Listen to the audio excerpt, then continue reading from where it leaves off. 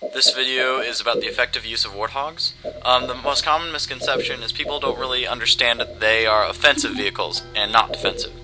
And this will show you how to do that. So when you start a game that you plan on using elephants, I suggest you build one right away. Mainly because an elephant is an aggressive move. And here I see that they have a temple, so I won't pull my elephant all the way right next to their base.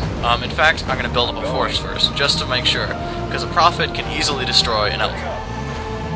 In fact, he'll be doing this almost guaranteed with every Covenant enemy you ever end up facing. So pump out a lot of Marines, and eventually when you have enough Marines, like, say, 9 or 8, send them after the prophet, disengage the elephant, and send it after them. The infantry will mop up the prophet, hopefully, and then you'll be able to set up base right outside of theirs. It won't be close enough to shoot at, but it will be close enough to put units right in the fight, very front lines. No delay between putting your resources into the Marine and getting the Marine on the battlefield. Enemy engagement. And that's just excellent. And as you can see, 8 Marines can easily mop up a prophet, so your elephant will be put to very good use.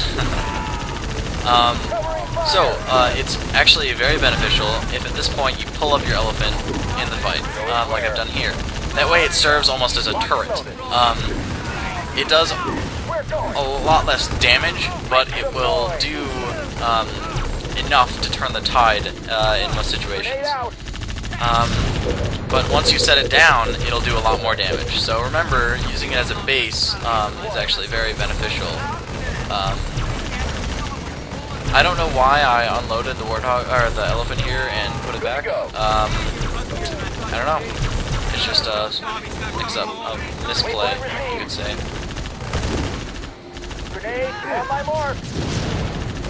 Now that's done, once you begin your assault on the actual base itself, it's pretty safe to pull up your elephant and park it on their doorstep. So I'm going to buy the twin engine. At this point it's not really helpful, but it helps you later on because it'll unlock further advancements. So you'll be using your infantry that you're putting up. Basically you're securing the region just outside of your opponent's base, and that's exactly how it should be used. This is not the speed with the upgrade, by the way, that you just saw. That's the normal speed.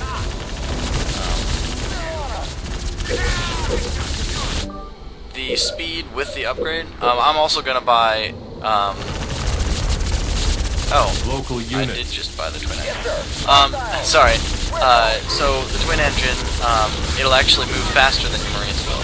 So instead of moving a large force, putting an elephant there will actually be faster and more efficient most of the time. Now that's done, defensive turrets turn your base into a mobile turret with the same amount of health, actually. And the turrets really do quite a bit of damage and will usually eliminate an honor guard very quickly. And that's exactly what we're interested in. Because that way the warthog will be able to defend itself. As you see, it's mopping them up quite quickly. It's with the Marines' help, but the Marines would not be able to kill that fast. Not unless they had the help of a powerful elephant. Ceramic armor is the best upgrade for the elephant, obviously, because it is its last upgrade, but it turns it into a turret that's mobile, that produces units, but it has more health than a turret. It's pretty ridiculous and definitely useful. So yeah, basically the elephant, to sum up, the elephant is an aggressive vehicle. It's not a passive vehicle at all. You don't use it to passively control an area. You use it aggressively to make units and take over an area. That's the biggest mistake I see players doing, and you should be one of those players as well. As you can see, the elephant can defend itself now. So now it just got its ceramic armor, and there's a prophet attacking. Okay, the last two hits that elephant took were from wraiths. So it doesn't have very much health left, but it sustained a full prophet attack. and that's impressive. A normal elephant would not be able to do that, and it's a very valuable upgrade to help you secure an area. And once you're done, there will be no chance stopping you because you've rushed your enemy efficiently. That's against the Covenant, though. The UNSC is a lot more formidable in a lot of aspects, and you'll have to manage how you're going to assault your enemy a lot more efficiently. Really. You'll really have to try to take away his resources and keep a much closer eye on him. The Covenant always, the smart move of the Covenant, a smart move, is almost always to create a temple. An elephant's a smart move too, but the UNSC has quite a few good beginnings. That's different. So keeping a track of if your opponent has created an elephant or some other large force is important, because otherwise you can some UNSC setups you can pretty if you're going to attack your opponent and they're using that strategy, you can drive your elephant right over there. But now I know that there's an elephant there, so that's valuable information for my elephant, because otherwise the elephant would have gone. It wouldn't have been around.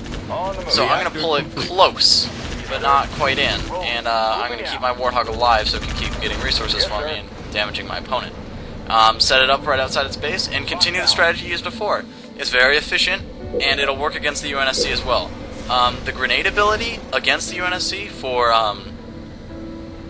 Marines is a lot more effective, so pumping them out and using them as building killers will work very efficiently and should be used. And that'll make your rush a lot more efficient.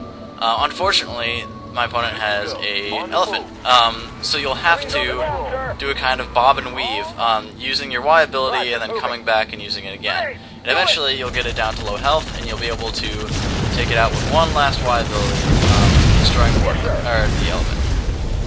Now that that's done, you'll be able to destroy your opponent's buildings very efficiently, because you have Marines, and they're actually great building killers with their Y ability. And you set your base right outside. For you against a UNSC opponent, it's almost impossible to, because UNSC can't produce units quickly like the Covenant can, but they produce more powerful units. So your elephant will take more and more damage, and eventually it's gonna die. So you don't. In fact, in this game, a vulture was pulled on me, and my elephant would have gone, and my unit production would have stopped, which is something you want to avoid at all costs. And in that case, I would have been completely helpless if I had moved my elephant in front of their base. So always keep it out of view, so your opponent will constantly think that it's just you just outside of their base, and not an elephant sitting just outside of their line of sight, or within it, really. Because usually, not too many people really come to that conclusion. As you see, they pulled another elephant. Elephants don't take much damage from 5 Marines, which is what I was using at the time. So you'll actually have to pull out, probably, and continue this again. The UNSC will do this a lot because they produce powerful units, so eventually you'll just have to pull back, do that guerrilla tactic some more, and eventually you'll destroy their units again and be able to do more damage to their economy. And they'll be fixated on you and not your base. And as you see, do that again. They've created hornets. This could, ordinarily, this would be a large problem, but I'm using those guerrilla tactics and being very efficient in how I deal with my opponent.